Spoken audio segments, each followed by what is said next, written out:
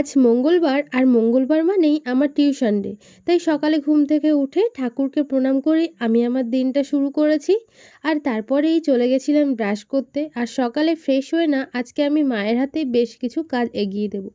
জানো তো কালই মা বলছিল মায়ের শরীরটা বেশ খারাপ করেছে, তাই জন্য আজকে ভেবেছি যতটা পারবো মায়ের হাতে গুছিয়ে দিয়ে যাব। তাই চালের হাঁড়িটা ধুয়ে বসিয়ে দিলাম উনুনে, আর সঙ্গে ওষটাও বসিয়ে দিয়ে এসেছি।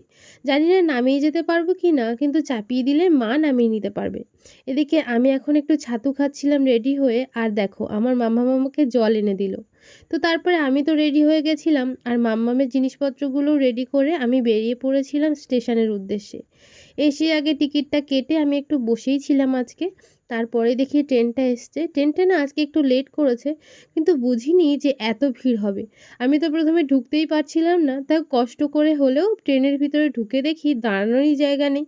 আজকে না আমার টিউশনিতে যেতে একটু বেশি কষ্টই হয়েছে, কারণ সারা রাস্তা আমাকে দাঁড়িয়ে যেতে হয়েছে।